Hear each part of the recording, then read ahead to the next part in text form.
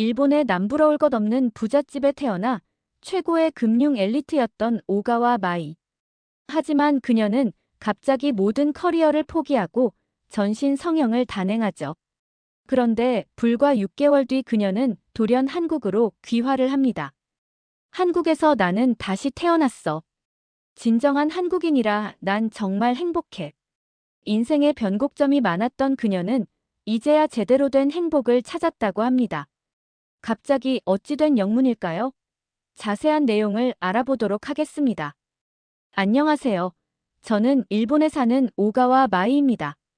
저는 도쿄대 경제학과를 수석으로 졸업했어요. 이 자리까지 오는데 너무나 많은 시간과 노력을 쏟았습니다. 초등학교 때부터 남들이 놀 때 저는 책상 앞에 앉아 있었죠. 4시간 이상 자본 적이 없어요. 그것도 모자라 밤새 공부한 적이 한두 번이 아닙니다. 끊임없이 노력하며 살아왔어요. 욕심이 많다고 생각할 수도 있지만 이는 아버지 영향이 컸어요. 아버지가 도쿄대를 졸업하시고 고위 공무원으로 수십 년을 일하셨거든요. 일본 내의 수많은 경제 정책들의 대부분은 아버지가 만드신 거였죠. 저도 아버지 같은 사람이 되고 싶었습니다. 하지만 저는 경제 정책보다는 세계 경제에 관심이 있어 아버지와는 조금 다른 코스를 밟기로 했어요. 도쿄대에 수석으로 입학할 때의 기쁨은 이루 말할 수 없었습니다. 부모님의 눈시울이 붉어지던 그날, 저는 앞으로의 미래가 밝게 빛날 거라 믿었어요. 대학 시절에도 쉬지 않고 달렸습니다. 학점은 물론 영어, 금융 자격증, 인턴십까지 졸업할 때는 당연히 수석이었죠. 꿈에 그리던 대형 투자은행 입사에 성공했습니다. 입사 동기 30명 중 여성은 5명이었고 그 중에서도 저만 글로벌 금융팀에 배치되었어요. 그것만으로도 마치 유리천장을 깬 것처럼 느껴졌죠. 하지만 그건 시작에 불과했습니다. 매일 아침 7시 출근, 밤 12시 퇴근은 기본이었어요. 주말도 반납했습니다. 체력적으로 버티기 힘들 때도 있었지만 결코 남자 동기들에게 뒤처지고 싶지 않았어요. 오히려 더 많은 분석 자료를 준비하고 더 정확한 예측 모델을 만들어냈죠. 실적은 자연스럽게 따라왔습니다. 입사 2년 차에 이미 팀에서 최고의 실적을 내고 있었어요. 그런데 3년 차 승진 발표에서 제 이름은 없었습니다. 같이 입사한 남자 동기들은 하나둘 대리에서 과장으로 승진했는데 저는 여전히 사원급 애널리스트에 머물러 있었죠. 분명 실적은 제가 더 좋았는데 말이에요. 용기를 내어 미야자키 부장에게 물었습니다. 제 업무 성과에 문제가 있었나요? 미야자키 부장은 잠시 망설이더니 의자에 깊게 몸을 기대며 말했어요. 마이 씨, 여자들은 커리어보다 안정이 중요한 거 알지? 너도 이제 슬슬 결혼 준비해야 하지 않나? 30살 되기 전에 결혼해야 돼. 그 순간 머릿속이 하얘졌습니다. 밤낮으로 일하고 수많은 데이터를 분석하고 고객사를 만나고 프레젠테이션을 준비한 모든 노력이 여자라는 이유로 평가절하되는 느낌이었어요. 다음 날, 더 큰 충격이 있었습니다. 싱가포르 지점과의 중요 프로젝트 참여 명단에서 제 이름이 빠져 있었어요. 당연히 제가 맡을 거라 생각했던 프로젝트였습니다. 대신 실적이 저보다 훨씬 낮은 남자 동기가 참여하게 되었죠. 사무실 복도에서 팀장과 부장이 나누는 대화가 들렸습니다. 여자는 오래 일하지 않으니까 결국 결혼하면 나갈 건데 굳이 승진 기회를 줄 필요 있나? 그날 밤 회사 근처 작은 술집에서 혼자 술을 마셨습니다. 내가 과연 이 회사에, 이 업계에 남아있어야 하는 걸까? 이런 환경에서도 계속 버틸 수 있을까? 끝없는 질문들이 머릿속을 맴돌았어요. 회사에서 겪은 좌절감을 안고 집으로 돌아오던 그날. 저녁, 우연히 대학 선배인 아키코 선배에게서 연락이 왔습니다. 도쿄대 경제학과 선배로 제가 가장 존경했던 멘토였죠. 졸업 후 대형 증권사에 입사해 승승장구하던 분이었습니다. 저는 그녀를 보며 나도 저렇게 될 수 있을 거야 라고 꿈꿔왔어요. 카페에서 만난 아키코 선배의 모습에 저는 충격을 받았습니다. 그녀는 완전히 달라져 있었어요. 날카로웠던 눈매는 부드러워졌고 각진 턱은 갸름해졌으며 콧대는 높아져 있었죠. 말 그대로 다른 사람이 된 듯 했습니다. 미소를 지으며 말했어요. 놀랐지? 결혼을 위해 성형외과 풀코스를 받았어. 이제야 제대로 된 결혼시장에 나설 수 있게 됐어. 그 말을 듣는 순간 가슴이 철렁 내려앉았습니다. 저희는 대학 시절 함께 금융 전문가가 되겠다는 꿈을 꾸었는데 그녀는 이제 결혼만을 목표로 외모까지 바꾸었다니요. 저는 떨리는 목소리로 물었습니다. 선배, 우린 금융 전문가가 되기로 했잖아. 왜 이렇게까지 해야 해? 그녀는 쓴웃음을 지으며 대답했죠. 마이, 현실을 받아들여. 일본에선 여자가 결혼하지 않으면 가치가 없어. 너도 30살 전에 신랑감 찾는 게 먼저야. 난 이미 30살이 넘었고 더 늦기 전에 결혼시장에서 우위에 있기 위해 결정했어. 집으로 돌아오는 길, 머릿속은 복잡했습니다. 그토록 꿈을 쫓던 선배마저 결혼을 위해 자신의 외모를 완전히 바꿨다니 믿기지 않았어요. 하지만 현실은 냉혹했습니다. 일본 사회에서 여성의 가치는 결혼과 밀접하게 연결되어 있었고 그 현실을 무시할 수 없었죠. 다음 날 회사에서도 비슷한 일이 있었습니다. 중요한 해외 고객과의 미팅을 앞두고 미야자키 부장이 저를 따로 불렀어요. 마이 씨, 고객 응대하는 여자 직원은 더 세련돼 보여야 해. 좀 더 화장을 진하게 하고 머리도 파마 같은 것도 해서 정리하는 게 어떨까? 첫 인상이 중요하니까. 일 잘하는 것보다 외모가 더 중요하단 말이었어요. 가슴속에서 분노가 치밀었지만 겉으로는 미소를 지으며 고개를 숙여야 했습니다. 그날 저녁 남자친구 켄지와 만났어요. 5년째 만나온 그는 대기업에 다니는 촉망받는 젊은 인재였습니다. 회사에서 있었던 일과 아키코 선배의 성형 이야기를 털어놓았죠. 켄지가 저를 이해해 주길 바랐어요. 하지만 켄지의 반응은 예상 밖이었습니다. 그는 잠시 생각하더니 조심스럽게 말했어요. 어느 정도 맞는 말이긴 하지. 그래서 말인데 난 내가 좀 더 여성스러웠으면 좋겠어. 넌 똑똑하지만 솔직히 외모가 아쉽잖아. 살짝 고치면 완벽할 텐데. 그러면 직장 내 평판도 좋아질지도 몰라. 그 말을 듣는 순간 세상이 무너지는 듯 했습니다. 가장 가까운 사람에게서조차 여성스러움을 요구받는 현실이 너무 고통스러웠어요. 그날 밤 거울 앞에 오래 서 있었습니다. 나의 가치는 어디에 있는 걸까? 내 지식, 내 능력, 내 노력은 왜 인정받지 못하는 걸까? 게다가 남자친구와 직장 상사의 외모 지적을 들으니 제 얼굴이 마음에 들지 않는다는 생각이 들었습니다.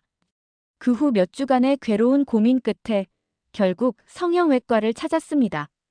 눈, 코, 광대뼈 수술을 상담했어요. 스스로를 배신하는 기분이었지만 이 사회에서 살아남기 위해선 타협이 필요하다고 스스로를 설득했습니다. 수술 전날 밤 침대에 누워 천장을 바라보며 생각했어요. 이게 정말 내가 원하는 걸까? 하지만 이미 결정은 내려졌습니다. 다음 날 아침 수술대에 오르며 마지막으로 스스로에게 물었습니다. 과연 이 선택이 나를 행복하게 할까? 수술대에 오른 그날, 저는 제 인생이 180도 바뀔 거라고 예상했습니다. 그런데 정말로 바뀌었어요. 하지만 제가 기대했던 방향과는 완전히 다르게 말이죠. 눈, 코, 광대뼈 수술을 한꺼번에 받은 후 심각한 합병증이 찾아왔습니다. 고열과 함께 얼굴 전체가 부어올랐고 감염 증세까지 보였어요. 의사는 긴급히 입원 치료가 필요하다고 했습니다. 결국 승진과 결혼을 위해 선택한 성형이 저를 병상에 눕게 만들었죠. 흰 병실의 천장을 바라보며 지내는 날들이 이어졌습니다. 얼굴은 붕대로 감싸여 있고 심한 통증으로 밤에는 잠도 제대로 이루지 못했어요. 평생 4시간만 자도 문제 없었던 제가 이제는 진통제 없이는 견딜 수 없는 상태가 되었습니다. 병실에서 만난 미도리 씨는 저와 비슷한 이유로 성형수술을 받았다가 입원한 환자였어요. 그녀는 방송국 아나운서 지원을 위해 전신 성형을 했다고 했습니다. 우리는 종종 병실에서 이야기를 나누곤 했죠. 여자들은 어쩔 수 없어. 얼굴이 경쟁력이잖아. 미도리가 말했습니다.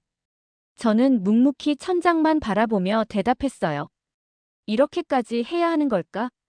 미도리는 쓴웃음을 지었습니다. 그녀도 저도 이 질문에 대한 답을 알고 있었으면서도 모르는 척했던 거예요. 아니, 이렇게까지 할 필요는 없었습니다. 하지만 일본 사회는 우리에게 이런 선택을 강요했죠. 이번 2주차에 켄지가 병문안을 왔습니다. 붕대를 풀고 처음으로 거울을 본 날이었어요. 붓기는 가라앉지 않았고 얼굴은 멍투성이었습니다. 그런 제 모습을 본 켄지의 표정이 순간적으로 일그러졌어요. 세상에, 너 지금 완전 성형괴물이야. 누가 이렇게 부자연스럽게 하랬어? 정말 못 봐주겠네. 그 말을 남기고 켄지는 다시 돌아오지 않았습니다. 5년의 연애가 이렇게 끝나다니 믿기지 않았어요. 더 아이러니한 것은 그가 처음에 제게 성형을 권유했던 장본인이라는 점이었습니다. 이번 3주차 회사의 가토 과장에게 전화가 왔어요. 병가 휴직 중인 저에게 복귀 계획을 물었습니다. 정중하게 다음 달부터 복귀할 계획이라고 답했죠. 그러자 가토 과장은 예상치 못한 말을 꺼냈습니다. 외모에 신경 쓰는 건 좋은데 왜 회사에 복귀하려는 거야? 결혼하기 위해서 성형 수술한 거 아니야? 순간 말문이 막혔습니다. 그들은 제가 자신의 능력을 인정받기 위해 노력하는 것조차 이해하지 못했어요. 제 눈물은 마른 지 오래였습니다. 하지만 그날 밤 오랜만에 베개를 적셨어요. 이번 4주차 드디어 퇴원을 앞두게 되었습니다. 거울 속 제 모습은 여전히 낯설었어요.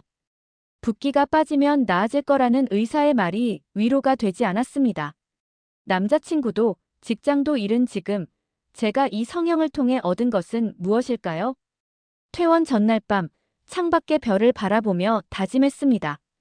더 이상 남들의 기준에 맞추기 위해 내 자신을 희생하지 않겠다고. 지금까지의 삶이 타인의 시선과 사회적 압박 속에서 만들어진 거짓된 모습이었다면 이제부터는 진정한 나 자신을 찾아가는 여정을 시작하리라고. 퇴원 당일 부모님이 퇴원 수속을 밟기 위해 오셨습니다. 어머니는 제 얼굴을 보시고 눈물을 흘리셨어요. 아버지는 묵묵히 창가에 서 계셨죠.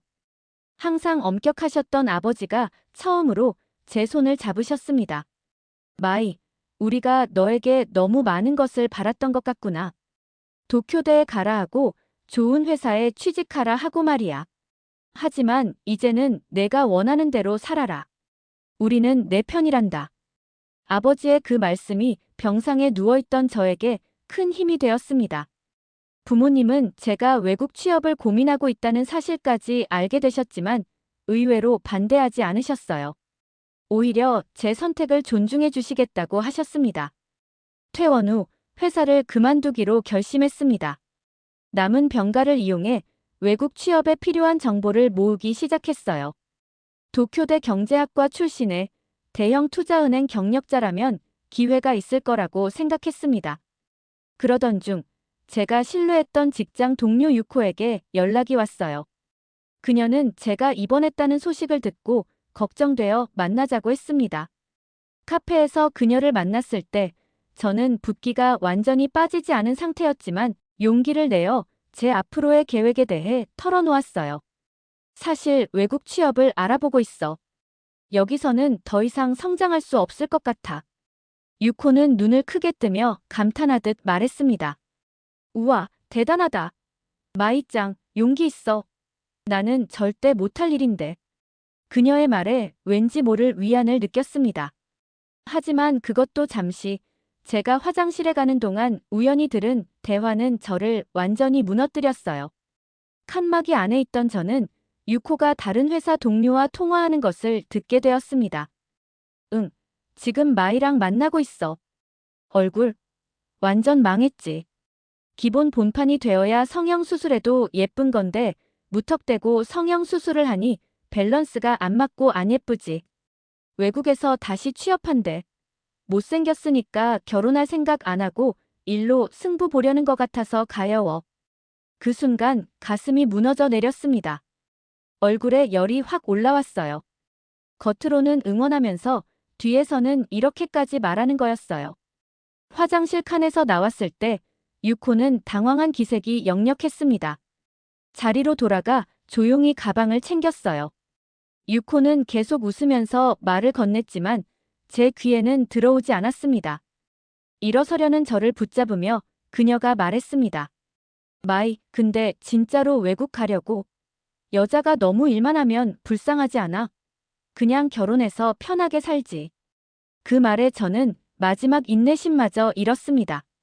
3년간 함께 일했던 동료가 제 앞에서는 응원을, 뒤에서는 비웃음을 보내는 모습에 일본 사회에 대한 정이 완전히 떨어졌어요. 카페를 나서며 결심했습니다. 더 이상 거짓된 미소와 이중적인 태도로 가득한 이 사회에 남아있지 않겠다고. 이제 저는 제 인생의 주인공이 될 것입니다. 부모님의 말씀대로 제가 원하는 대로 살아갈 것이에요. 그날 밤 도쿄 밤 하늘의 별을 바라보며 스스로에게 약속했습니다. 더 이상 타인의 시선에 흔들리지 않겠어. 내가 결정한 내 인생. 내가 책임지고 살아가겠어. 유코와의 만남 이후 저는 집에 돌아와 창문 앞에 오래 서 있었습니다. 도쿄의 밤 풍경은 여전히 아름다웠지만 그 화려함 속에 숨겨진 차가운 현실이 이제는 너무나 선명하게 보였어요. 일본 사회에서 여성으로 살아간다는 것, 특히 커리어를 추구하는 여성으로 살아간다는 것이 어떤 의미인지를 뼈저리게 느꼈습니다. 다음 날부터 본격적으로 해외 취업을 알아보기 시작했어요. 미국, 영국, 싱가포르, 여러 나라를 검색하다가 우연히 한국의 금융 뉴스 기사를 보게 되었습니다. 한국의 한 대형은행 부행장으로 40대 여성이 승진했다는 내용이었어요. 그 여성은 인터뷰에서 이렇게 말했습니다. 성과가 있다면 여성도 얼마든지 임원이 될 수 있습니다. 중요한 건 능력입니다. 단순한 인터뷰 한 줄이었지만 제게는 충격적인 선언처럼 느껴졌어요. 일본에서는 상상도 할 수 없는 이야기였으니까요. 그 기사를 시작으로 한국의 직장 문화, 특히 금융권의 여성 임원 비율을 조사하기 시작했습니다. 놀랍게도 한국은 일본보다 여성 임원 비율이 훨씬 높았어요. 물론 완벽하지는 않았지만 적어도 실력만 있다면 여성도 고위직에 오를 수 있는 가능성이 열려있는 사회였습니다. 외모보다는 능력을, 결혼 여부보다는 성과를 중시하는 문화가 발전하고 있었어요. 더 조사해보니 한국의 금융기관들이 외국인 채용도 적극적으로 한다는 사실을 알게 되었습니다. 특히 일본어와 영어가 가능한 인재를 찾고 있다는 공고가 여럿 눈에 띄었어요. 제 손가락이 저절로 지원서를 작성하기 시작했습니다. 부모님께 전화를 드렸어요. 한국 취업에 대한 계획을 말씀드리자 어머니는 걱정하셨지만 아버지는 의외로 지지해 주셨습니다. 내가 결정했다면 해보렴. 여기서 고통받는 것보다 새로운 길을 찾는 게 낫겠지. 아버지의 그 말씀에 눈물이 났습니다. 제가 도쿄대에 입학했을 때보다 더 기뻐하시던 아버지가 이제는 제가 일본을 떠나는 것까지 응원해 주시다니 감격스러웠어요. 한 달 후 서울의 큰 투자은행으로부터 인터뷰 제안을 받았습니다. 화상 인터뷰였는데 면접관들은 제 성과와 분석력에 집중했어요. 제 얼굴이나 외모에 대한 언급은 단 한마디도 없었습니다. 대신 투자 전략과 리스크 관리에 대한 질문이 쏟아졌어요. 인터뷰가 끝난 후 저는 거울 앞에 섰습니다. 아직 완전히 회복되지 않은 얼굴이었지만 더 이상 그것에 집착하지 않기로 했어요. 제 가치는 외모가 아니라 지식과 능력에 있다는 것을 다시 한번 되새겼습니다. 일주일 후 합격 통지를 받았어요. 3개월 후 서울에서 새로운 삶을 시작하게 될 것입니다. 창밖으로 보이는 도쿄의 풍경을 바라보며 생각했습니다. 이제 정말 이 나라를 떠나야 할 때구나. 새로운 시작이 필요해. 서울행 비행기를 타기 전 저는 일본에서의 기억을 모두 지우고 싶었습니다. 하지만 그럴 수 없다는 것도 알고 있었어요. 그 경험들이 지금의 저를 만든 것이니까요. 인천공항에 도착했을 때 마음 한구석에는 여전히 불안함이 자리하고 있었습니다. 과연 이곳에서 새 출발이 가능할까? 하지만 적어도 시도는 해봐야 했죠. 다행히 저는 원래 한국 문화에 관심이 많아 기본적인 한국어는 할 수 있었어요. 대학 시절 한국 드라마와 음악을 즐겨봤고 독학으로 한국어를 공부했죠. 물론 업무 수준의 한국어는 아니었지만 일상 대화는 가능했습니다. 한국 금융기업 취업을 준비하는 6개월 동안 저는 일본어 과외로 생계를 유지했어요. 처음 과외를 시작했을 때 가장 놀랐던 건 한국 가정의 따뜻함이었습니다. 특히 김 여사님이라는 학생의 어머니는 매번 과외가 끝날 때마다 정성스럽게 준비한 한국 가정식을 차려주셨어요. 첫날은 단순한 예의라고 생각했는데 매번 이렇게 대접해 주시니 감동이었습니다. 선생님, 일본에서 혼자 오셨으니 많이 드세요. 한국 음식 입맛에 맞나요? 김 여사님의 진심 어린 걱정과 배려에 저는 처음으로 일본을 떠나온 것이 옳은 선택이었다고 느꼈어요. 겉과 속이 다른 일본 사회와 달리 한국인들은 정이 많고 솔직했습니다. 물론 모든 사람이 그렇다는 것은 아니겠지만 적어도 제가 만난 사람들은 그랬어요. 한국어 실력이 늘고 한국 금융시장에 대한 이해도 깊어지면서 저는 마침내 서울의 대형 금융기업에 취업하게 되었습니다. 일본의 투자은행 경력이 큰 도움이 되었어요. 첫 출근 날 가슴이 터질 듯 설렜습니다. 이제 진짜 새 출발이구나 싶었죠. 하지만 예상대로 적응이 쉽지는 않았습니다. 일본식 사고방식에 젖어있던 저는 종종 혼란스러웠어요. 일본에서는 상사의 말에 무조건 동의하는 것이 미덕이었는데 한국에서는 팀원들이 자신의 의견을 당당히 말하는 모습을 보고 놀랐습니다.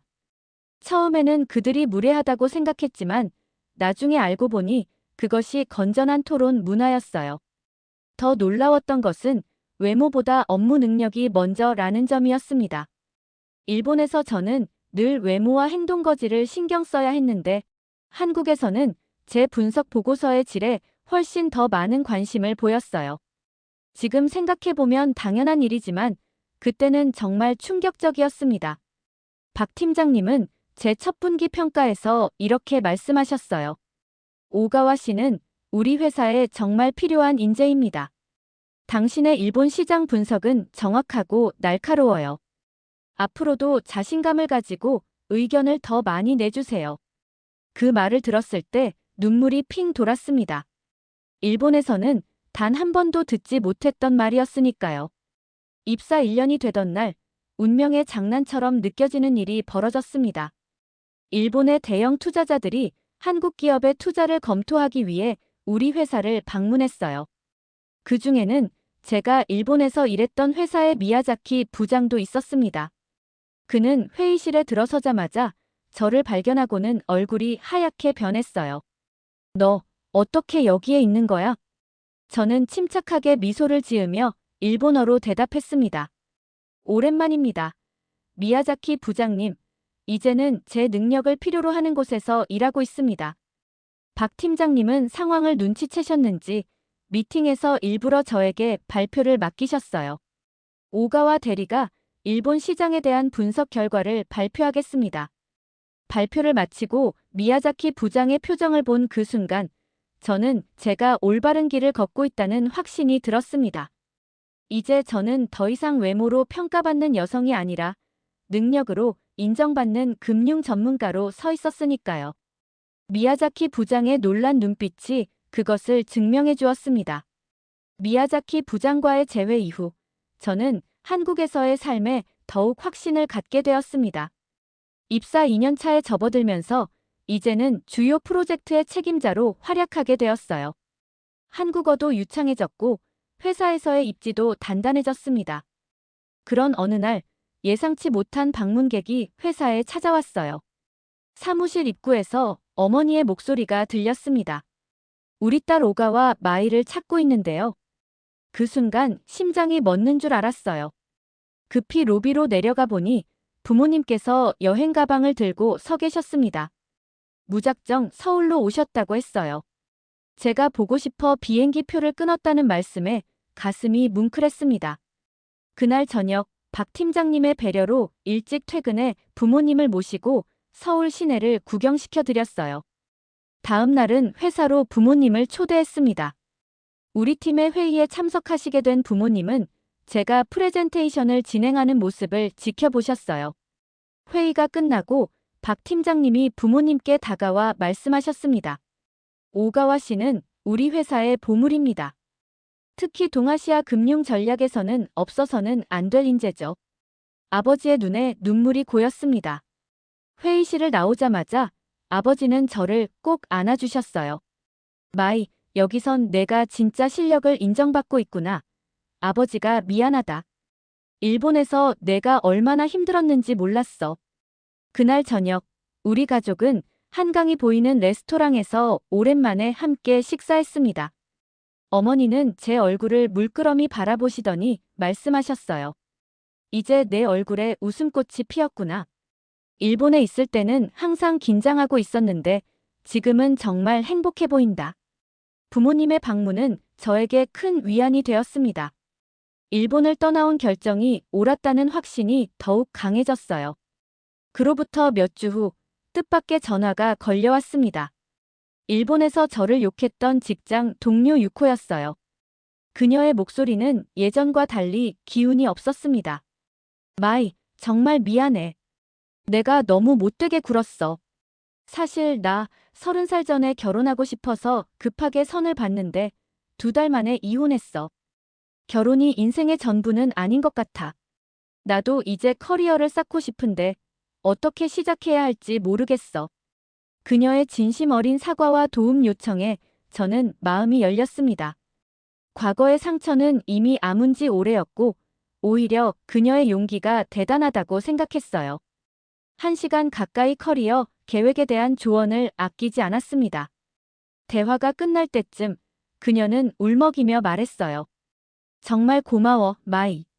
너는 정말 좋은 사람이야. 내가 너무 편협했던 것 같아. 그 전화 이후 저는 더 넓은 세상을 바라보게 되었습니다. 단순히 일본과 한국을 넘어 글로벌 금융 전문가로 성장하고 싶다는 꿈이 생겼어요. 그래서 서울대 글로벌 금융학 박사과정에 지원했고 운 좋게도 합격했습니다. 박사과정에서 저는 세계 경제에 관련된 역사 분야에 흥미를 가졌어요. 그래서 일제강점기 시절 일본의 한국 자산 수탈에 관한 논문을 쓰기 시작했어요. 역사적 사실을 직시하고 과거의 잘못을 인정하는 것이 미래를 위한 첫걸음이라고 생각했습니다. 이 연구는 저에게 개인적으로도 큰 의미가 있었어요. 일본인으로서 한국의 아픔을 이해하고 양국의 화해와 협력에 기여하고 싶었기 때문입니다. 연구실에서 밤늦게까지 자료를 분석하던 어느 날 문득 창밖의 서울 야경을 바라보며 생각했습니다. 나는 일본인이지만 이제는 그곳을 떠나왔어. 한국에서 커리어를 쌓지 못했다면 나는 세계로 나아가지 못했을 거야. 이제 나는 진정한 한국인이야. 한국인으로서 세계를 무대로 발전해야지. 다음 달에는 뉴욕에서 열리는 국제금융회의에서 제 논문을 발표하게 되었습니다. 아시아 여성 금융 전문가로서 세계 무대에 서게 된 것이죠. 지금도 발표 자료를 준비하며 설렘과 긴장을 동시에 느끼고 있어요. 옆자리에는 일제강점기 한국 경제에 관한 역사 자료들이 가득합니다. 흑백 사진 속에서 고통받던 한국인들의 모습을 보며 저는 다시 한번 역사의 진실을 알리는 것의 중요성을 느낍니다. 이것이 제가 한국에서 배운 가장 소중한 가치 중 하나예요. 진실을 직시하고 실력으로 인정받으며 더 나은 미래를 향해 나아가는 것이요. 뉴욕 발표를 위한 슬라이드의 마지막 장에는 이런 문구를 넣었습니다. 과거를 직시하는 용기, 현재를 인정하는 지혜, 미래를 창조하는 열정. 이것이 바로 제가 일본을 떠나 한국에서 찾은 새로운 정체성이자 저의 인생 좌우명이 되었습니다. 네, 이렇게 사연을 모두 들어봤습니다. 여러분, 지금 한국은 공정한 기회와 능력 중심 사회로 나아가고 있습니다. 그렇기에 외국인들도 한국에서 새로운 미래를 찾고 있습니다. 이제 한국은 본인이 노력하기만 한다면 누구에게나 기회가 있는 나라가 되었습니다. 여러분이라면 어떤 선택을 하시겠어요? 여러분의 생각을 댓글로 남겨주세요. 그리고 구독과 좋아요, 알림 설정을 눌러주시면 더 흥미로운 이야기로 찾아오겠습니다. 지금까지 감동의 대한민국이었습니다.